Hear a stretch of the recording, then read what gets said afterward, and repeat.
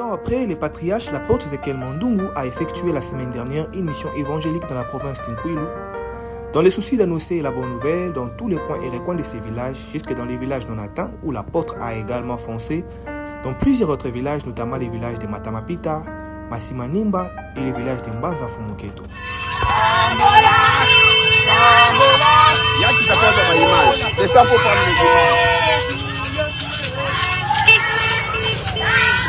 Dès son arrivée, l'apôtre Ézéchiel a été chaleureusement accueilli par les habitants de ces coins du village et aussi par le fidèle de la mission d'évangélisation mondiale La Sentinelle de Mbanza Fumukento.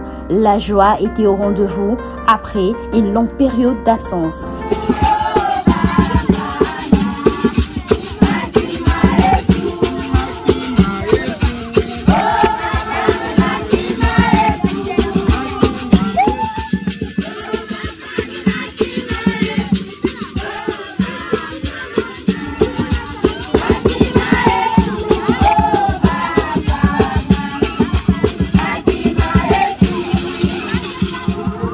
Pendant 3 jours, l'apôtre Ézéchiel a animé un séminaire dans la paroisse de la mission d'évangélisation mondiale La Sentinelle de Mbanza Fumukento, une église dont le patriarche a bâti depuis plus de 32 ans. Celui qui souffre doit prier. Je parle au vivant. Je parle au vivant. Comme un vrai passionné de l'évangélisation qu'il est réellement, l'apôtre ne s'est pas arrêté uniquement à la paroisse, mais en faisant de porte à porte afin de partager la nouvelle du salut et de l'expérience en Christ. L'homme de grand cœur, l'apôtre Ézéchiel, a distribué les vivres et les non-vivres aux plus démunis et des familles en difficulté. Comme il est beau les pieds de ceux qui marchent pour l'évangile, l'Éternel a accompagné son serviteur l'apôtre Ézéchiel dans beaucoup de délivrances, des guérisons, des prodiges et miracles dont plusieurs personnes ont abandonné la magie, la sorcellerie et tant d'autres pratiques occultes. Touché par la prophétie de l'apôtre qui s'est accomplie dans l'espace de quelques minutes, l'un des chefs spirituels a décidé de passer aux aveux en déposant son offrande.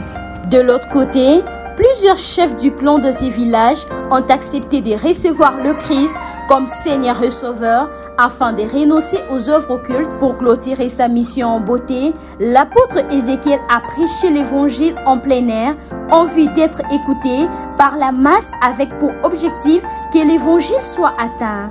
Le chant, la prière étaient au rendez-vous.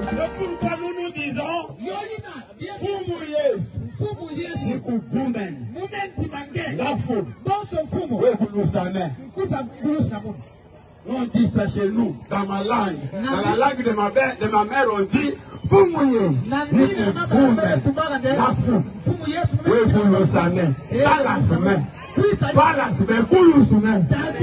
langue de ma mère, on dit ça.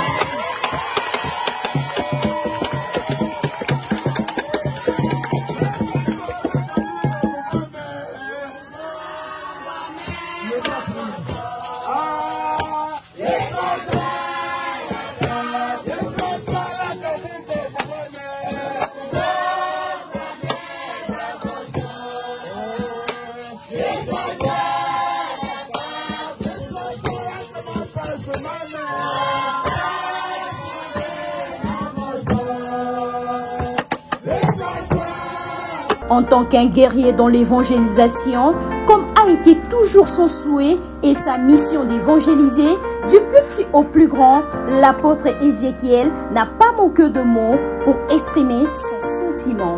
Ce qui m'a motivé de retourner à Bandundu après 30 ans, c'est la parole de Dieu dit dans Actes chapitre 15, verset 36. L'apôtre Paul a dit, retournons dans toutes les villes où nous avons annoncé l'évangile pour voir dans quel état se trouvent ceux à qui nous avons annoncé le Christ. Ça, c'est la motivation. Nous sommes retournés voir ceux à qui nous avons annoncé le Christ il y a 30 ans, dans quel état ils se trouvaient.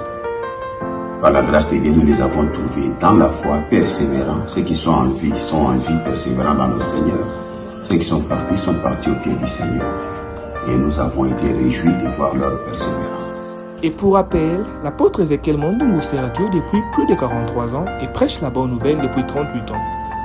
Un grand conférencier biblique, formateur de pasteurs depuis 36 ans, précurseur du réveil dans la commune de Makala, et jusqu'aujourd'hui, l'apôtre Ezekiel Mandungu garde toujours cette flamme de l'évangélisation.